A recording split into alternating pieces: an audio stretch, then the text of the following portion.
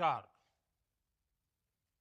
हम सभी ने बीते दिनों में देश का सामर्थ्य और उसका संयम दोनों देखा है। मैं सबसे पहले भारत की पराक्रमी सेनाओं को, सशस्त्र बलों को, हमारी खुफिया एजेंसियों को, हमारे वैज्ञानिकों को, हर भारतवासी की तरफ से सैल्यूट करता हूं। हमारे वीर सैनिकों ने ऑपरेशन सिंदूर के लक्ष्यों की प्राप्ति के लिए असीम शौर्य का प्रदर्शन किया। मैं उनकी वीरता को, उनके साहस को, उनके पराक्रम को आज समर्पित करता हूं हमारे देश की हर माता को, देश की हर बहन को और देश की हर बेटी को ये पराक्रम समर्पित करता हूं। साथियों, 22 अप्रैल को पहलगाम में आतंकवादियों ने जो बर्बरता दिखाई थी, उसने देश और दुनिया को झकझोर दिया था। छुट्टियां मना रहे निर्दोष मासूम नागरिकों को धर्म पूछकर उनके परिवार के सामने, उनके बच्चों के सामने बेरहमी से मार डालना, यह आतंक का बहुत बीभत्स चेहरा था, क्रूरता थी। ये देश के सद्भाव को तोड़ने की घिनौनी कोशिश भी थी। मेरे लिए व्यक्तिगत रूप से ये पीड़ा बहुत बड़ी थी। इस आतंकी हमले के बाद सारा राष्ट्र, हर नागरिक, हर समाज, हर वर्ग, हर राजनीतिक दल एक स्वर में आतंक के खिलाफ कड़ी कार्रवाई के लिए उठ खड़ा हुआ। हमने आतंकवादियों को मिट्टी में मिलाने के लिए भारत की सेनाओं को पूरी छूट दे दी और आज हर आतंकी, आतंक का हर संगठन जान चुका है कि हमारी बहनों बेटियों के माथे से सिंदूर हटाने का अंजाम क्या होता है। साथियों, ऑपरेशन सिंदूर ये सिर्फ नाम नहीं है, ये देश के कोटि कोटि लोगों की भावनाओं का प्रतिबिंब है। ऑपरेशन सिंदूर न्याय की अखंड प्रतिज्ञा है।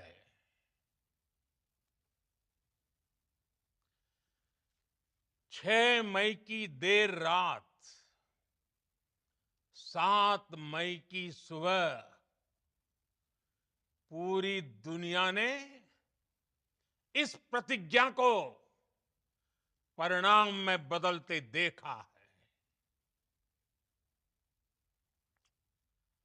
भारत की सेनाओं ने पाकिस्तान में आतंक के ठिकानों पर, उनके ट्रेनिंग सेंटर्स पर सटीक प्रहार किया। आतंकियों ने सपने में भी नहीं सोचा था कि भारत इतना बड़ा फैसला ले सकता है। लेकिन जब देश एकजुट होता है, नेशन फर्स्ट की भावना से भरा होता है, राष्ट्र सर्वोपरि होता है, तो फौलादी फैसले लिए जाते हैं, परिणाम लाकर दिखाए जाते हैं। जब पाकिस्तान में आतंक के अड्डों पर भारत की मिसाइलों ने हमला बोला, भारत के ड्रोन्स ने हमला बोला, तो आतंकी संगठनों की इमारतें नहीं, बल्कि उनका हौसला भी थर्रा गया। बहावलपुर और मुरिद के जैसे आतंकी ठिकाने एक प्रकार से ग्लोबल टेररिज्म की यूनिवर्सिटीज रही है। दुनिया में कहीं पर भी जो बड़े आतंकी हमले हुए हैं, चाहे 9/11 हो, चाहे लंदन ट्यूब बॉम्बिंग हो, या भारत में दशकों से जो बड़े बड़े आतंकी हमले हुए हैं, उन सब के तार कहीं ना कहीं आतंक के इन्हीं ठिकानों से जुड़ते रहे हैं। आतंकियों ने हमारी बहनों का सिंदूर उजाड़ा था, इसलिए भारत ने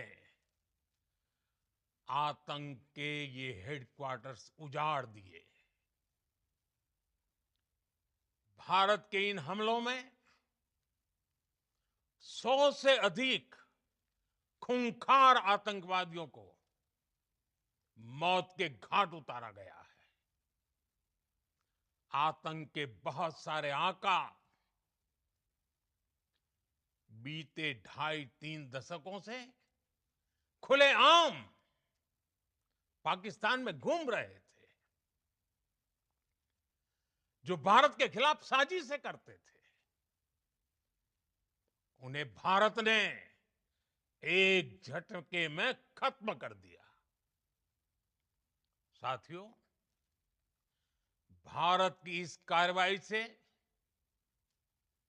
पाकिस्तान घोर निराशा में गिर गया था, हताशा में गिर गया था,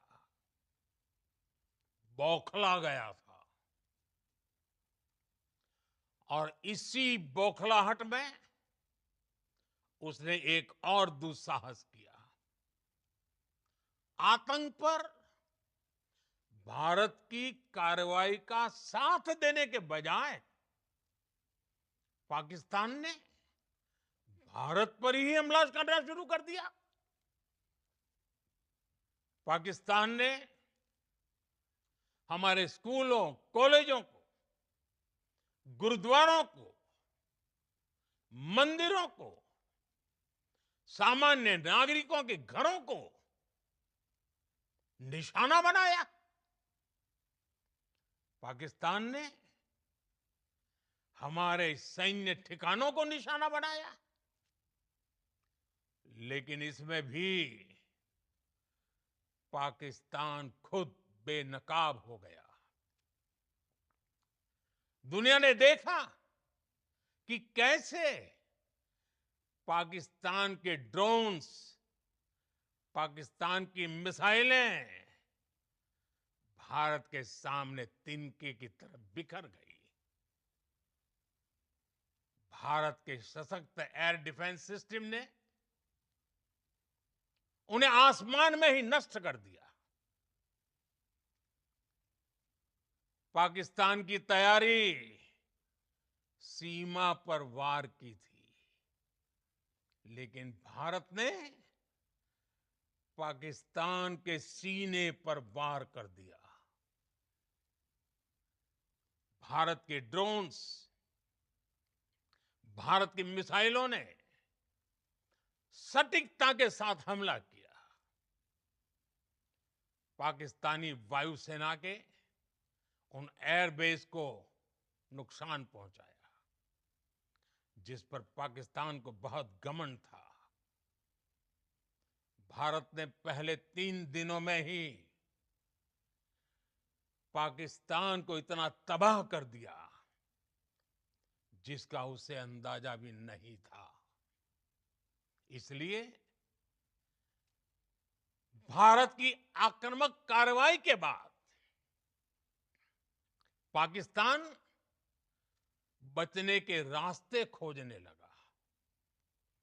पाकिस्तान दुनिया भर में तनाव कम करने के लिए गुहार लगा रहा था,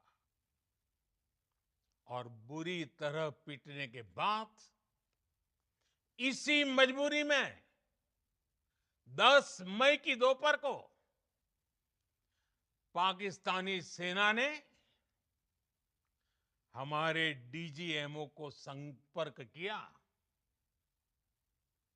तब तक हम आतंकवाद के इंफ्रास्ट्रक्चर को बड़े पैमाने पर तबाह कर चुके थे। आतंकियों को मौत के घाट उतार दिया गया था। पाकिस्तान के सीने में बसाए गए आतंक के अड्डों को हमने खंडहर बना दिया था। इसलिए जब पाकिस्तान की तरफ से गुहार लगाई गई, पाकिस्तान की तरफ से जब ये कहा गया कि उसकी ओर से आगे कोई आतंकी गतिविधि और सैन्य दुस्साहस नहीं दिखाया जाएगा, तो भारत ने भी उस पर विचार किया। और मैं फिर दोहरा रहा हूं, हमने पाकिस्तान के आतंकी और सैन्य ठिकानों पर अपनी जवाबी कार्रवाई को अभी सिर्फ स्थगित किया है।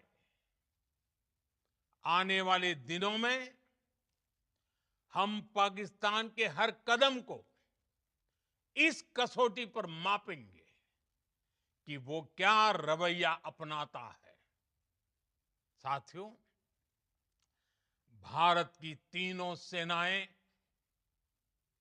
हमारी एयरफोर्स, हमारी आर्मी और हमारी नेवी, हमारी border security force BSF, Bharat के अर्धसैनिक बल लगातार अलर्ट पर है। सर्जिकल स्ट्राइक और एयर स्ट्राइक के बाद अब ऑपरेशन सिंदूर आतंक के खिलाफ भारत की नीति है। ऑपरेशन सिंदूर ने आतंक के खिलाफ लड़ाई में एक नई लकीर खींच दी है, एक नया पैमाना, न्यू नॉर्मल तय कर दिया है। पहला, भारत पर आतंकी हमला हुआ तो मुंह तोड़ जवाब दिया जाएगा। हम अपने तरीके से, अपनी शर्तों पर जवाब देकर रहेंगे। हर उस जगह जाकर कठोर कार्रवाई करेंगे जहां से आतंक की जड़ें निकलती हैं। दूसरा, कोई भी न्यूक्लियर ब्लैकमेल भारत नहीं सहेगा। न्यूक्लियर ब्लैकमेल की आड़ में पनप रहे आतंकी ठिकानों पर भारत सटीक और निर्णायक प्रहार करेगा। तीसरा, हम आतंक की सरपरस्त सरकार और आतंक के आकाओं को अलग अलग नहीं देखेंगे। ऑपरेशन सिंदूर के दौरान दुनिया ने पाकिस्तान का वो घिनौना सच फिर देखा है, जब मारे गए आतंकियों को विदाई देने पाकिस्तानी सेना के बड़े बड़े अफसर उमड़ पड़े। स्टेट स्पॉन्सर्ड टेररिज्म का ये बहुत बड़ा सबूत है। हम भारत और अपने नागरिकों को किसी भी खतरे से बचाने के लिए लगातार निर्णायक कदम उठाते रहेंगे। साथियों, युद्ध के मैदान पर हमने हर बार पाकिस्तान को धूल चटाई है और इस बार ऑपरेशन सिंदूर ने नया आयाम जोड़ा है। हमने रेगिस्तानों और पहाड़ों में अपनी क्षमता का शानदार प्रदर्शन किया और साथ ही न्यू एज वॉरफेयर में भी अपनी श्रेष्ठता सिद्ध की। इस ऑपरेशन के दौरान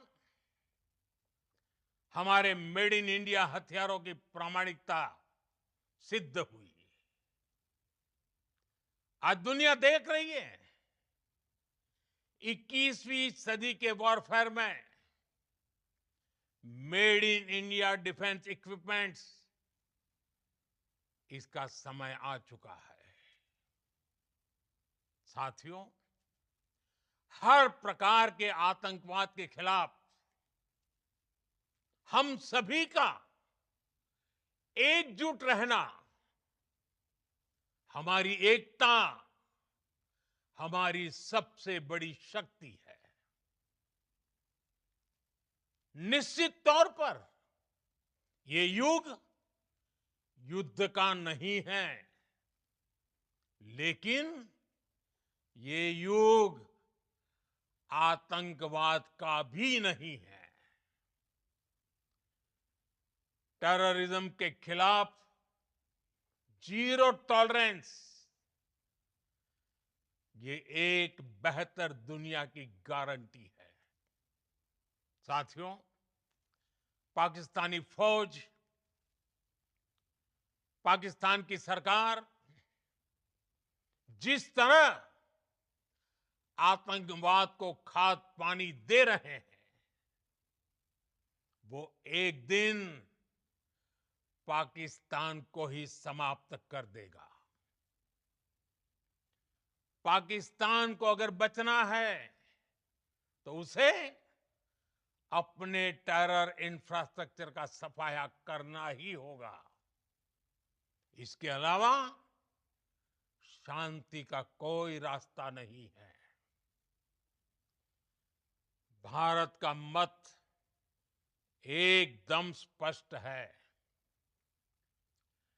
टेरर और टॉक एक साथ नहीं हो सकते। टेरर और ट्रेड एक साथ नहीं चल सकते और पानी और खून भी एक साथ नहीं बह सकता। मैं आज विश्व समुदाय को भी कहूंगा, हमारी घोषित नीति रही है अगर पाकिस्तान से बात होगी तो टेररिज्म पर ही होगी।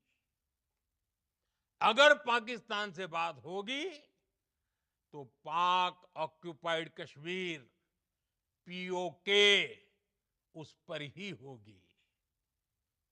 प्रिय देशवासियों, आज बुद्ध पूर्णिमा है। भगवान बुद्ध ने हमें शांति का रास्ता दिखाया है। शांति का मार्ग भी शक्ति से होकर जाता है। मानवता शांति और समृद्धि की तरफ बढ़े, हर भारतीय शांति से जी सके, विकसित भारत के सपने को पूरा कर सके, इसके लिए भारत का शक्तिशाली होना बहुत जरूरी है। और आवश्यकता पड़ने पर इस शक्ति का इस्तेमाल भी जरूरी है। और पिछले कुछ दिनों में भारत ने यही किया है। मैं एक बार फिर भारत की सेना और सशस्त्र बलों को सैल्यूट करता हूं। हम भारतवासी के हौसले, हर भारतवासी का एकजुटता का शपथ, संकल्प, मैं उसे नमन करता हूं। बहुत बहुत धन्यवाद। भारत माता की जय। भारत माता की जय। भारत माता की जय।